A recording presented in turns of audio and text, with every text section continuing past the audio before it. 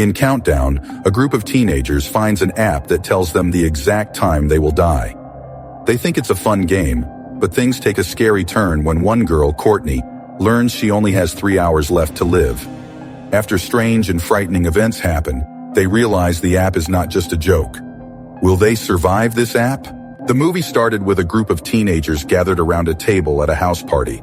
They were discussing how to burn calories and stay fit. One girl pulled out her phone and showed everyone an app that she claimed was very effective. This piqued their interest, but when another girl tried to find it, she stumbled upon a different app called Countdown. After reading its description, she discovered that it could predict the exact time of a person's death, down to the last second.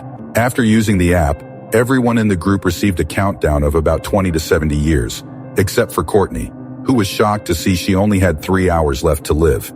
The group laughed it off and made her drink a lot of beer as part of the game. Just then, her boyfriend Evan arrived and helped her with the drinks. He ended up getting so drunk that he could barely drive.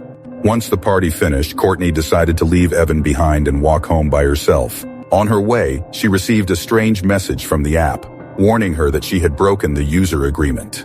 As Courtney hurried home, she noticed a shadowy figure following her, which made her quicken her pace. Suddenly, her app sent a notification saying she had less than 2 minutes to live. Panic-stricken, she turned off her phone and rushed inside her house. She went straight to the bathroom to calm down, but things only got stranger. She heard the shower curtain move, and when she turned around, an unseen force grabbed her and lifted her towards the ceiling. And just as the countdown hit 0, Courtney was slammed onto the bathroom floor, lifeless. At the same time, we saw that Evan had been in a terrible car accident. The seat where Courtney would have been sitting was crushed by a tree log. The scene shifted to a hospital where a nurse named Quinn was delivering meals to patients. When she discovered that one patient was missing, she began searching the hospital. Eventually, she found him on the balcony. To her surprise, it was Evan. Quinn sat down with him to help calm his nerves before his surgery the next day. However, Evan was still shaken by what had happened to his girlfriend. He told Quinn about the Countdown app, which claimed he had only 19 hours left to live. He also shared how Courtney had died, and he feared he would die as well, especially since it coincided with his surgery. Quinn, not believing in the app's predictions, tried to reassure him that everything would be all right. On her way back, she ran into a senior nurse named Amy, who asked Quinn to follow her. The hospital staff then surprised Quinn with a cake, celebrating her new status as a registered nurse. Later, Quinn received a notification on her phone that turned out to be an ad for the Countdown app. Without thinking much, she downloaded it and agreed to the terms and conditions. The app stated that she only had 2 days left to live, but Quinn dismissed it, believing the app was just a joke. As she entered the elevator, a senior doctor named Sullivan tried to flirt with her, but Quinn rudely turned him down before walking away. That same night, Quinn struggled to complete her nursing paperwork, so she called a friend for help. Her friend told her she needed her birth certificate to finish the form. The scene then shifted to Quinn visiting her parents' house to look for her birth certificate. After searching for a while, she found it in her late mother's room. Suddenly, Quinn heard a noise coming from the closet. When she checked, she discovered her little sister, Jordan, hiding there with her boyfriend. The guy quickly left, leaving Quinn in shock at what she had just seen. She yelled at Quinn for always being away, especially after their mother's death. After Jordan left, their father came in. He asked Quinn if she wanted to visit their mother's grave sometime, and she agreed. The next day, Evan was getting ready for his surgery, but he felt uneasy because the app said he only had 3 minutes left to live. Fearing for his life, he decided to skip the surgery and left his room. Just then, the app sent a notification saying he had broken the user agreement. In the next moment, Evan saw a tall black figure behind him in the mirror, but when he turned around, there was no one there.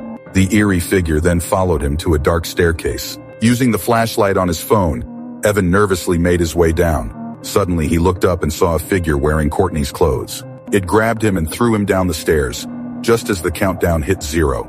Shortly after, Quinn arrived at work and was informed by Amy about the incident, which disturbed her. Wanting to find out more, she took Evan's phone, but realized she needed his fingerprint to unlock it. With no other choice, Quinn went to the hospital mortuary. There, she tried to use Evan's finger, but it didn't work. So, she opened his eyes and managed to unlock the phone using face recognition. As Quinn looked through his phone, she noticed that the countdown had reached 0. Later, Quinn noticed that her countdown timer matched the time she was supposed to meet her dad and Jordan to visit their mother's grave. Worried, she called her dad and canceled their plans. As she expected, the app notified her that she had broken the user agreement. Suddenly, Quinn saw a dark figure in the room, but it turned out to be just Dr. Sullivan, who needed her help with a patient. That night, Quinn tried her hardest to delete the app, but nothing worked.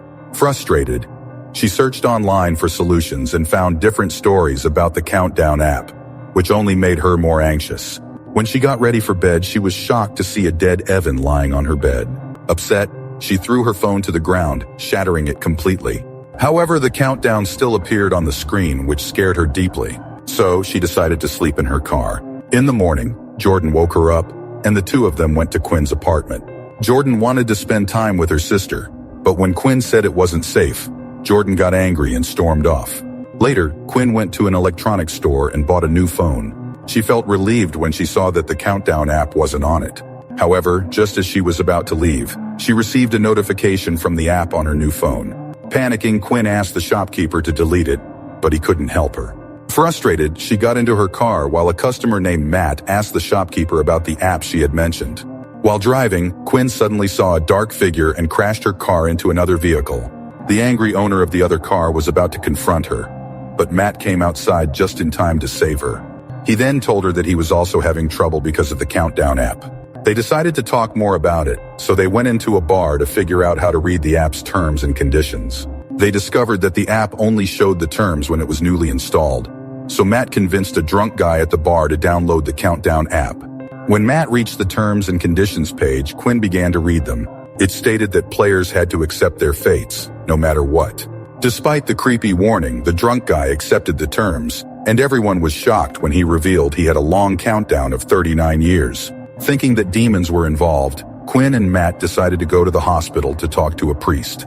However, the priest told them to see someone more qualified and gave them an address.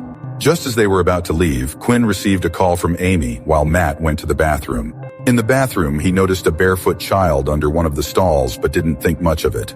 After washing his hands, he heard someone crying. When he went to check, he saw the same child walking through the stalls as if there were no barriers. Suddenly, the lights went out and a mysterious figure attacked him from behind. Matt fought for his life, but when the lights came back on, the figure had disappeared. Meanwhile, Quinn attended a meeting with HR and Dr. Sullivan. It turned out that the doctor had lied to HR, claiming that Quinn was continuously harassing him. Quinn tried to defend herself, but HR suspended her indefinitely. Furious, she stormed out of the meeting and found Matt, who was still shaken by what had happened in the bathroom. Soon after, Quinn and Matt reached a church and met the man the priest had recommended. After listening to their story, he recalled an old tale about a similar demon that had tormented a village. The villagers had united to learn the demon's weakness and eventually killed it for good. The priest wanted to understand how the app worked, so he told Quinn and Matt to find someone who could hack it. Next, the two returned to the mobile shop and asked the shopkeeper for help.